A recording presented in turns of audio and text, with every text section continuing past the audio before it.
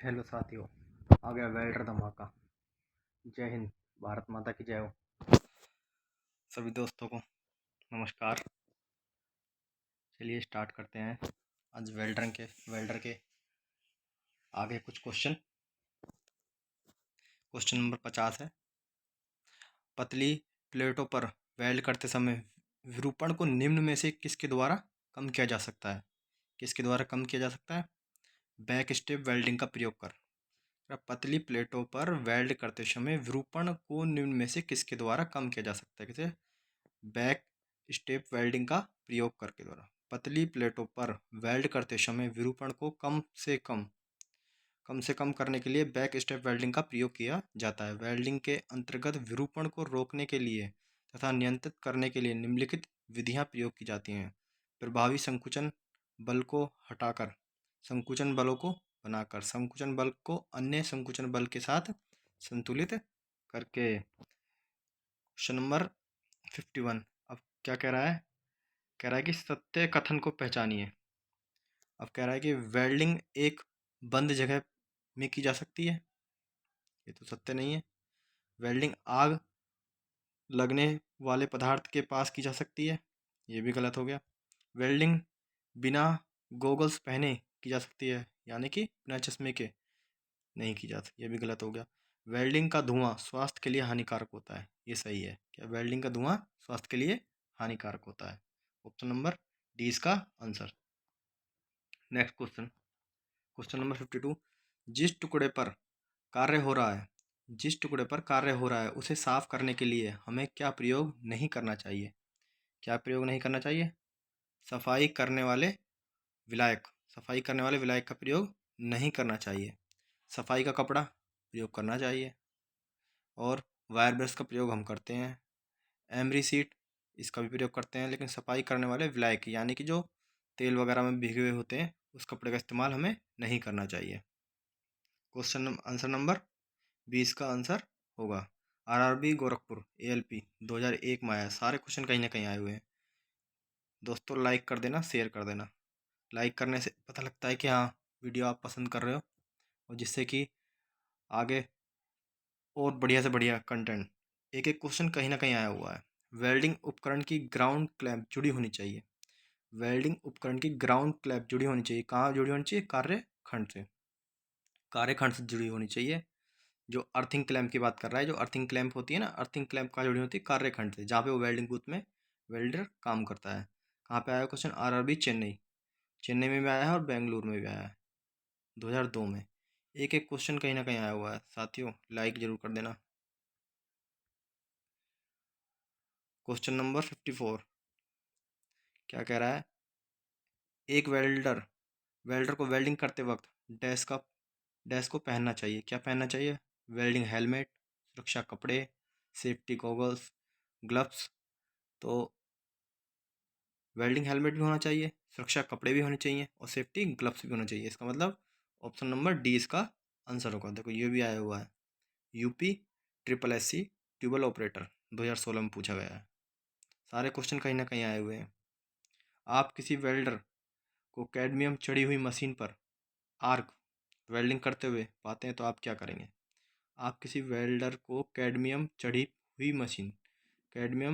Cadmium चढ़ी हुई machine पर आर्क वेल्डिंग करते हुए पाते हैं तो आप क्या करेंगे? क्या करेंगे आप? उस वेल्डिंग करते रहने देंगे? नहीं रहने देंगे। जैसे धुआं निष्कासन प्रावधान के साथ वेल्डिंग करते रहने देंगे? नहीं, ये भी नहीं है। उसे एक बार वेल्डिंग करने से रोकेंगे। क्या करेंगे? उसे एक बार वेल्डिंग करने से रोकेंगे। ऑप्शन नंबर सी इसका आंसर होगा। यदि कोई वेल्डर कैडमियम चढ़ी हुई मशीन पर आर्क वेल्डिंग करता है, उसे वेल्डिंग करने से रोक देना चाहिए, क्योंकि जिंक, शीशा, कैडमियम तथा तांबे के ऑक्साइड बहुत हानिकारक होते हैं। लगातार कैडमियम की वाष्प में श्वास लेने से वेल्डर मेटल फीवर हो सकता है। क्या होता है? मेटल फीवर हो सकता है। नेक्स्ट क्वेश्चन 56 कह रहा है चित्र। ये क्वेश्चन वेरी इंपॉर्टेंट है।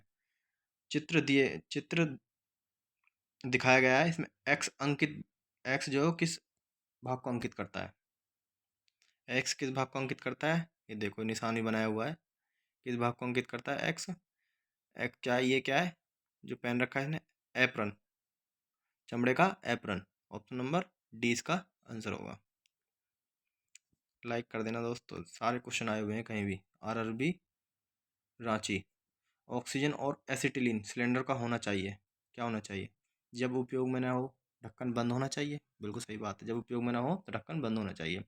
उनके उपयोग से उनके उपयोग के समय हमेशा सीधा रखना चाहिए, उन्हें उपयोग के समय हमेशा सीधा ही रखना चाहिए, ये बात भी राइट है।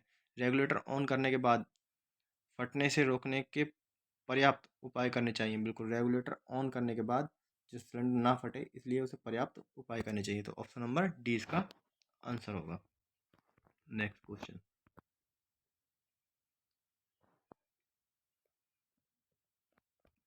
क्वेश्चन नंबर 57 था। आप कुछ पीडीएफ भाई दोस्तों आगे पीछे हो गया है, कोई बात नहीं, ये वीडियो के डिस्क्रिप्शन में आपको टेलीग्राम का वो मिल जाएगा यूज़र नेम, वहाँ से आके पीडीएफ डाउनलोड कर लेना। आगे पीछे हो गया क्वेश्चन, कोई दिक्कत नहीं है। कह रहा है अल्ट्रावायलेट किरणें के कारण एक नए वेल्डर की क्या सकती है?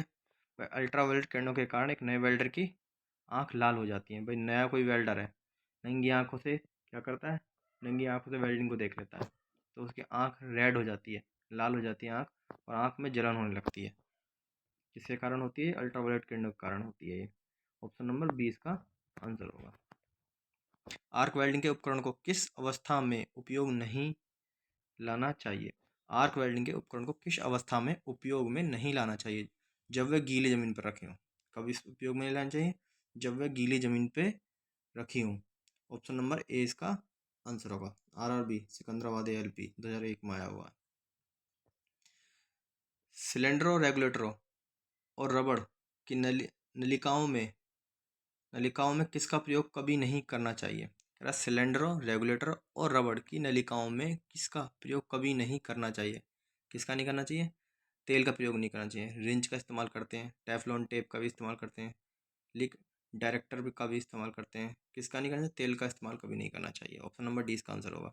एक अच्छी वेल्डिंग प्रक्रिया के लिए इलेक्ट्रोड टिप और कार्य के बीच की दूरी होती है, कितनी होती है? 4 से 6 mm। एक अच्छी वेल्डिंग प्रक्रिया के लिए इलेक्ट्रोड टिप जिससे हम वेल्डिंग करते हैं, इलेक्ट्रोड टिप और कार्य के बीच की दूरी होनी चाहिए 4 से 6 mm। नेक्स्ट क्वेश्चन कह रहा है गैस वेल्डिंग में नोजल का चयन करते समय किस आकार पर ध्यान दिया जाना चाहिए? किस आकार पर ध्यान दिया जाता है? उसकी जो नोजल होती है, नोजल की मोटाई के आधार पर ध्यान देना चाहिए। क्या कह रहा है? बेस धातु की मोटाई, यानी कि जो धातु है और धातु की मोटाई और नोजल हमारी जो होती है उसी के दोनों के आकार पे ध्यान देना चाहिए हमें। गैस वेल्डिंग में नोजल के चयन बेस धातु की मोटाई, गैस वेल्डिंग में नोजल का चयन और बेस धातु की मोटाई पर निर्भर करता है। तापमान को मापने की यूनिट तापमान को मापने की यूनिट क्या है? डिग्री। तापमान को मापने की यूनिट क्या है? डिग्री। ऑप्शन नंबर 20 का आंसर होगा। क्वेश्चन नंबर 73 है असुरक्षित वेल्डिंग करते समय नंगे हाथों से गर्म वस्तु जो वेल्डेड है उसे संभालते समय क्या होगा? उसको संभालते समय क्या होगा? अगर असुरक्षित वेल्डिंग हाथों में हमने ग्लव्स नहीं पहन रखे, असुरक्षित वेल्डिंग करते समय नंगे हाथों से गर्म वस्तु को वेल्डेड है और उसे संभालते समय क्या होगा? हाथ जल जाएगा। हाथ जल जाएगा क्योंकि गर्म प्लेट को अगर हम हाथ से उठाएंगे इसका मतलब उसको संडासी वगैरह से, टूल से उसका इस्तेमाल करना चाहिए गर्म मेटल को। अगर नंगे हाथों से उठाएंगे तो हाथ जल जाएगा, या ग्लव भी पहना होना चाहिए वेल्डिंग करते समय। असुरक्षित वेल्डिंग करते समय क्या होगा अगर वेल्डिंग तल को गीला रखते हैं? भाई क्या होगा? असुरक्षित वेल्डिंग करते समय क्या होगा अगर वेल्डिंग तल को आप गीले रखते हो? भाई वेल्डिंग में एक तो इलेक्ट्रिसिटी होती है मशीन में, और आप उसको गीले जब चलाओगे तो क्या होगा? विद्युत का झटका लगेगा। क्या होगा? विद्युत का झटका लगेगा और जान भी जा सकती है। नेक्स्ट क्वेश्चन 75 ढलवे लोहे के प्लेट को वेल्ड करने से पूर्व वेल्ड दरार से बचाने के लिए कौन सी सावधानी बरतनी चाहिए? क्या करना चाहिए? ढलवे लोहे को प्लेट को क्या है? वेल्ड करने से पूर्व यानी कि उससे पहले वेल्ड की दरार से बचने के लिए निम्न कौन सी सावधानी बरतनी चाहिए? कौन सी सावधानी? प्लेट को 250 डिग्री के से पूर्व वेल्डिंग करने से पहले 250 डिग्री पे हीट हीट कर लेना चाहिए। क्या कर लेना चाहिए? हीट कर लेना चाहिए प्लेट को 250 डिग्री से पूर्व करें, मतलब कि उसको गर्म हीट कर लें ताकि वेल्डिंग पे दरार ना आए। प्री हीटिंग करते समय कास्टिंग के धीरे धीरे समान रूप से गर्म करना चाहिए। लिखा हुआ है ढलवे लोहे के प्लेट को वेल्ड करने से पूर्व वेल्ड दरार बचाने के लिए प्लेट को 250 डिग्री सेल्सियस पे पूर्ववर्ती यानी कि पहले पूर्ववत किया जाता है। ढलवे लोहे को प्री हीट करते समय कास्टिंग को धीरे धीरे समान रूप से गर्म करना चाहिए जिससे कि वेल्डिंग में करते समय दरार ना आए। अगला क्वेश्चन है बैकफायर की स्थिति में डीएस सिलेंडर के अंदर आग लग जाती है तो आप इस स्थिति में आप पहली कार्रवाई क्या करेंगे? बैकफायर की स्थिति में डीएस सिलेंडर के अंदर आग लग जाती है तो आप इस स्थिति में आप पहली कार्रवाई क्या करें? पानी का छिड़काव करेंगे सिलेंडर को ठंडा करने के लिए। क्या करेंगे? पानी का छिड़काव करेंगे जिससे सिलेंडर ठंडा हो सके। सबसे पहला कार्य हम क्या करते हैं? पानी का छिड़काव करते हैं जिससे सिलेंडर ठंडा होगा। ऑप्शन नंबर 20 का आंसर होगा। नीचे दिया भी है, लिखा हो, पढ़ लेना एक बार। पीडीएफ मिल जाएगा डिस्क्रिप्शन में। यूज़र आईडी का नाम होगा टेलीग्राम का, वहाँ जाके आप अपना पीडीएफ डाउनलोड कर लें और इसको रिवीजन कर लें। आकस्मिक ताप परिवर्तन ज्ञात करने हेतु किसका प्रयोग करते हैं? आकस्मिक ताप परिवर्तन ज्ञात करने हेतु किसका प्रयोग करते हैं? किसका प्रयोग करते हैं? तापमान सूचकांक क्रियान का। तापमान सूचकांक क्रियान का। आकस्मिक ताप परिवर्तन ज्ञात करने के लिए तापमान सूचकांक क्रियान का प्रयोग किया जाता है। तापमान को सूचित करने वाले क्रियान को मापन की एक स्वीकृति विधि माना जाता है। तापमान विशिष्ट वेल्डर या वेल्ड स्पेक्ट्रम हर समय क्रियान को अपने पास रखता है। ऑप्शन नंबर सी इसका आंसर होगा। नेक्स्ट क्वेश्चन 78 कह रहा तापमान सूचकांक क्रेयान का रंग बदलने की प्रतिक्रिया समय कितना होता है? तापमान सूचकांक क्रेयान का रंग बदलने की प्रतिक्रिया कितनी होती है? 1 सेकंड से 2 सेकंड। क्रेयान का मतलब जो तापमान सूचकांक यानी कि जब हम वेल्डिंग करते हैं हल्की हल्की नीली नीली सी दिखाई देने लगती है ना, हल्की नीली नीली सी दिखाई देती है। जब वेल्डिंग करोगे तब प्रैक्टिकली जब करेंगे तब इस बात का एहसास होगा, ऐसे पता नहीं चलता है। ऐसे सिर्फ आप याद कर लीजिए, वेल्डिंग करते वक्त इस प्रैक्टिकली करते हैं तब इसको इन चीज़ों का अभाव होता है। Manual metal arc welding MMAW प्रक्रिया में उच्च धारा से आर्क की लंबाई प्राप्त होती है। कह रहा है manual metal arc welding MMAW, इसकी फुल फॉर्म भी कई बार पूछ ली जाती है। MMAW प्रक्रिया में उच्च धारा के आर्क की लंबाई होती है। क्या होती है? लंबाई प्राप्त होती है, कम होती है। क्या होती है? कम होती है। मैनुअल मेटल आर्क वेल्डिंग प्रयोग में उच्च धारा से कम लंबाई की आर्क प्राप्त होती है। इसे इलेक्ट्रिक आर्क प्राप्त करने के लिए वेल्डिंग में बिजली का प्रयोग किया जाता है। आर्क प्राप्त करने के लिए आर्क वेल्डर एसी या डीसी एसी या डीसी एसी या डीसी या नॉन कंज्यूमेबल कंज्यूमेबल इलेक्ट्रोड का प्रयोग, यानी कंज्यूमेबल और नॉन कंज्यूमेबल इलेक्ट्रोड का प्रयोग करता है। अब कह रहा है नेक्स्ट क्वेश्चन है क्वेश्चन नंबर 80। अच्छे वेल्डिंग लेंसों को इंफ्रारेड और अल्ट्रा वायलेट किरणों किस सीमा तक रोकी जा सकती है? मतलब कह रहा है अच्छे वेल्डिंग लेंसों से जो हम स्क्रीन लगाते हैं ना, उसमें एक लेंस लगा होता है। जब वेल्डर जो वेल्डिंग करता है तो एक स्क्रीन होती है उसके पास आंखों को बचाने के लिए, तो उसमें 2 तरह की कांच लगे होते हैं, उसकी बात कर रहा है। एक अच्छे वेल्डिंग लेंसों में इंफ्रारेड और अल्ट्रावायलेट वायलेट किरणों से किस सीमा तक रोकी जा सकती है? कितने कह रहा है? 99.5%। 99.5% तक रोका जा सकता है। ऑप्शन नंबर डी इसका आंसर होगा। DRDO में आया हुआ है, टेक्निकल बी में आया हुआ है भाई DRDO में क्वेश्चन। सारे क्वेश्चन कहीं ना कहीं आए हुए हैं। कंटेंट बहुत बेस्ट है। आने वाले RRB की वैकेंसी जितनी भी आएंगी टेक्निकल, उसमें बहुत हेल्प करेगा। एक क्रैश सैंड ब्लास्टिंग विधि में प्रयुक्त संपीड़ित वायु किसके पूर्णतः मुक्त होनी चाहिए? कह रहा है सैंड ब्लास्टिंग विधि में प्रयुक्त संपीड़ित वायु किससे पूर्णतः मुक्त होनी चाहिए? किसे? तेल से और नमी से। तेल से और नमी से, यानी कि A और B दोनों। सी इसका ऑप्शन होगा। सी इसका आंसर होगा। RRB गोरखपुर ALP में आया हुआ क्वेश्चन है। कह रहा है नर्लिंग और सैंड ब्लास्टिंग विधि से टूल टिप को टूल होल्डर में कितने mm पर सेट किया जाता है? नर्लिंग और सैंड ब्लास्टिंग विधि में टूल टिप को टूल होल्डर में कितने में सेट किया जाता है? कितने क्या? 100 से 150 में, 100 से 150 में। ये भी आरआरबी जम्मू कश्मीर में पूछा हुआ। नॉर्लिंग एंड सेट ब्लास्टिंग विधि में टूल टिप को टूल होल्डर 100 से 150 में सेट किया जाता है। 1 पौंड पानी का तापमान 1 डिग्री बढ़ाने के लिए प्रयोग की गई ऊष्मा को क्या कहते हैं? 1 पौंड पानी में ताप को 1 डिग्री बढ़ाने के लिए प्रयोग की गई ऊष्मा को क्या कहते हैं? क्या कहते हैं? CHU। क्या कहते हैं? CHU मतलब सेंटीग्रेड हीट यूनिट, मतलब सेंटीग्रेड हीट यूनिट। यानी कि 1 डिग्री सेल्सियस जो बढ़ाते हैं हम तापमान, उसको बोलते हैं क्या? Centigrade heat unit. एक सेंटीग्रेड हीट यूनिट में कितनी कैलोरी होती है? 453.6 कैलोरी होती है। 453.6 कैलोरी होती हैं। ऑप्शन नंबर 20 का आंसर होगा। Question number 84।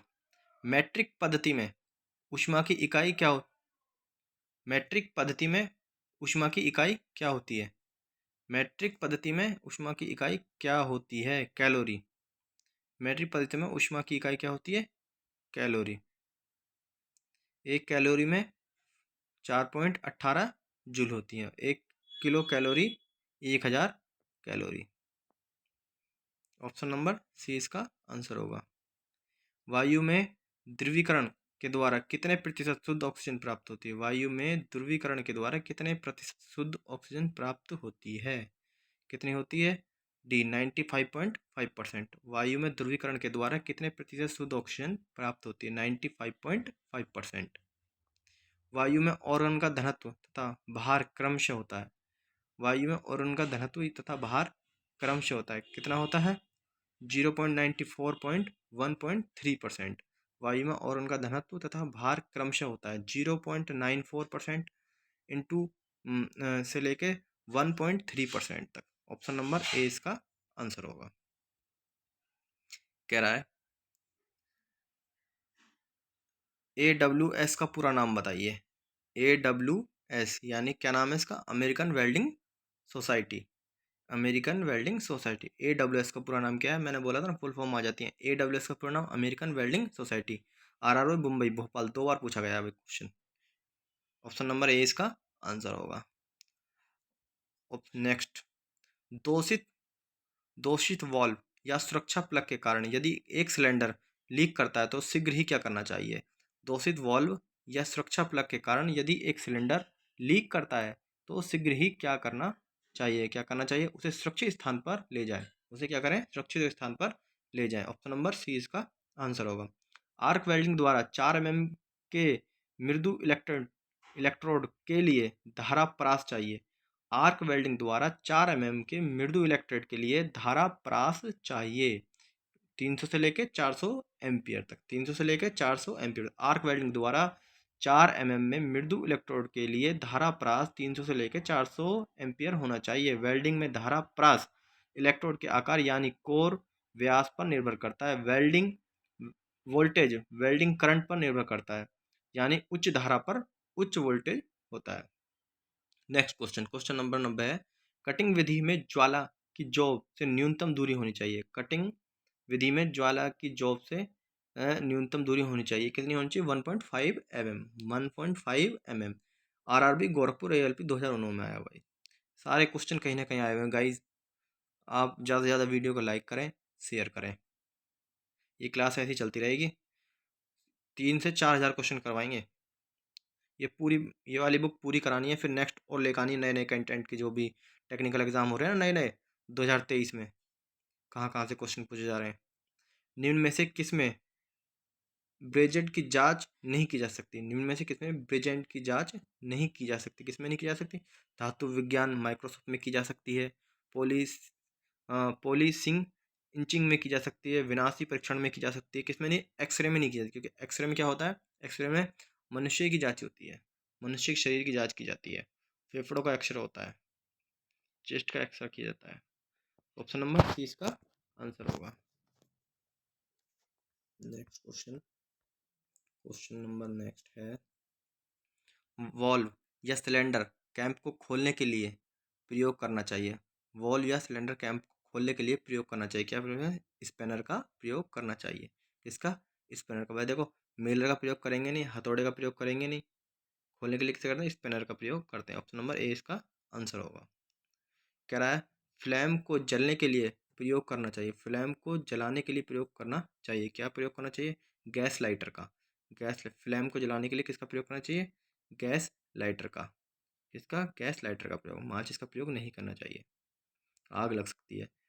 तो गैस लाइटर का प्रयोग करना चाहिए। आरआरबी इलाहाबाद 2007 में आया हुआ क्वेश्चन है।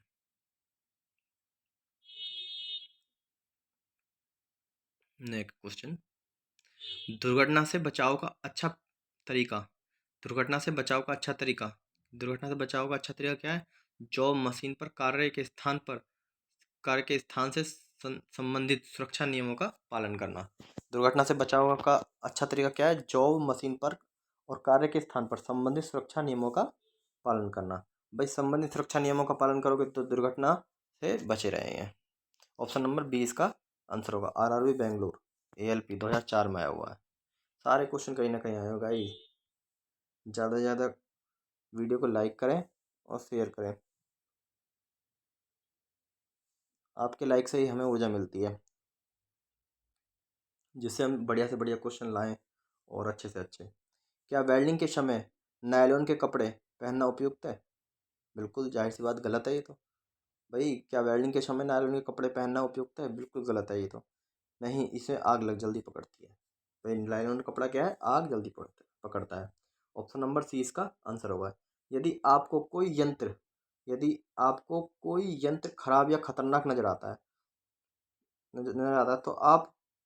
तो आपको क्या करना चाहिए? भाई कह रहा है यदि आपको ये कोई यंत्र खराब या खतरनाक नजर आता है तो आपको क्या करना चाहिए? क्या करना चाहिए? इसे बाहर ले जाकर सुधरवाना चाहिए और इसकी जानकारी देनी चाहिए। किसको? अपने सीनियर सेक्शन को इसकी जानकारी देनी चाहिए।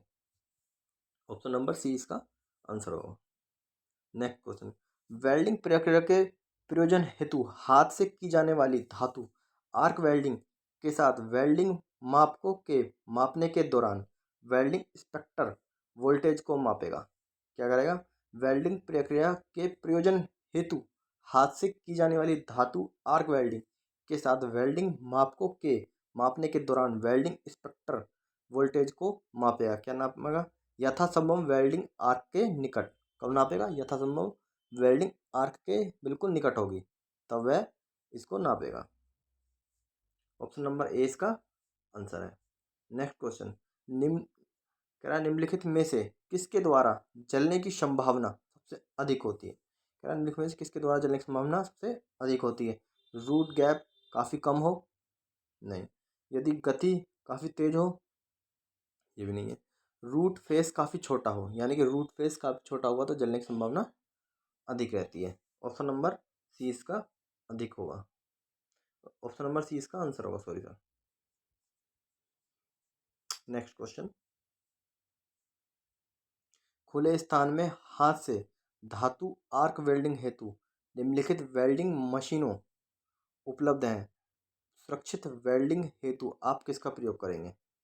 किसका प्रयोग करेंगे? खुले स्थान में हाथ से धातु आर्क वेल्डिंग हेतु निम्नलिखित वेल्डिंग मशीनें उपलब्ध हैं। सुरक्षित वेल्डिंग हेतु आप किसका प्रयोग करेंगे? सिंगल ऑपरेटर ट्रांसफार्मर का। किसका? सिंगल ऑपरेटर ट्रांसफार्मर का प्रयोग करेंगे। ऑप्शन नंबर ए इसका आंसर होगा। नेक्स्ट क्वेश्चन है, एक वेल्डर योग्यता टेस्ट का प्रधान उद्देश्य होता है। कह रहा है एक वेल्डर योग्यता टेस्ट का प्रधान उद्देश्य है क्या है? वेल्डर की कुशलता का टेस्ट करना। भाई एक एक वेल्डर की हम को चेक करना चाह रहे हैं, उसकी योग्यता को चेक करना चाह रहे हैं तो क्या है उसका प्रधानता? उसकी प्रधानता क्या है? वेल्डर की कुशलता टेस्ट करना, यानी कि उसको जो कुशलता के साथ उसका टेस्ट करना कि उसे वेल्डिंग आती है या नहीं आती। गामा किरणों की भेदन शक्ति इनमें से क्या निर्धारित करती है?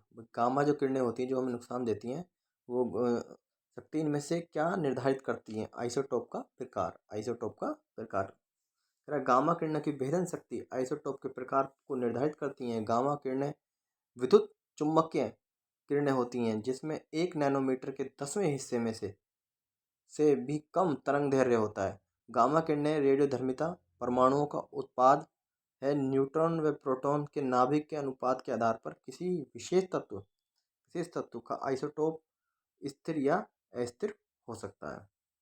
क्वेश्चन नंबर 65 ये भी है, वो वाला पीडीएफ है, पेज है जो वहाँ मिस हो गया था, सबसे लास्ट में डाल दिया है।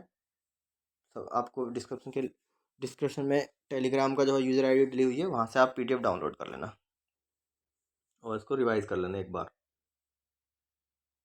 क्या जब गैस सिलेंडर को ले जा रहे हो तब, भाई जब जब गैस सिलेंडर को हम ले जा रहे होते हैं तो किसका इस्तेमाल करें? कह रहा है इसे बचा युक्त वॉल्व कैम्प का प्रयोग कर उठाएं। नहीं, ये नहीं। रेगुलेटर का सही स्थान पर रखें। नहीं। इसे पहिएदार काट पर रखें, मतलब जब हम गैस सिलेंडर को एक स्थान से दूसरे स्थान पर ले जा रहे हैं तो क्या करें? सिलेंडर को ले जाने वाली एक ट्रॉली होती है, सिलेंडर को ले जाने वाली ट्रॉली होती है, उस ट्रॉली का इस्तेमाल करें। तो इसमें लिखा है इसे पहिएदार काट पर रखें, यानी कि उसमें पहिए लगे होते हैं ट्रॉली के अंदर, तो ऑप्शन में लिखा है पहिएदार काट पर रखें। पहिएदार काट पर रखें, एक स्थान से दूसरे स्थान पर ले जाएं। नेक्स्ट क्वेश्चन है, कह रहा है फ्लैश बर्न है। कह रहा है फ्लैश बर्न क्या है? तो फ्लैश बर्न क्या है? गंभीर सर्ण बर्न का दूसरा नाम? नहीं, ये नहीं है। अनावृत स्किन के संपर्क में वेल्डिंग आर्क द्वारा जलना? ये भी नहीं है। वेल्डिंग आर्क द्वारा परावैंगनिक किरणों के कारण आंखों की जलन। फ्लैश बर्न क्या है? वेल्डिंग आर्क द्वारा परावैंगनिक किरणों की आंखों के कारण जलन होती है। भाई जब वेल्डिंग करते हैं तो उसमें परावैंगनिक किरणें निकलती हैं, अगर हमने उसे नंगी आंखों से या देख लिया या फिर वो जो किरणें हैं वो ज़्यादा ज़्यादा निकल रही है, जो धुआं भी निकलता है वेल्डिंग करते समय, वो आंखों पे लग जाएगा तो क्या है, वो आंखों के लिए नुकसान देगा। तो क्या कह रहा है? वेल्डिंग आर्क द्वारा परावैंगनिक किरणें, अल्ट्रावोलेट किरणें जो निकलती हैं के कारण आंखों की जलन होती है, इसी को क्या बोलते हैं, इस डिसीज़ को फ्लैश बर्न कहते हैं वेल्डिंग की भाषा में।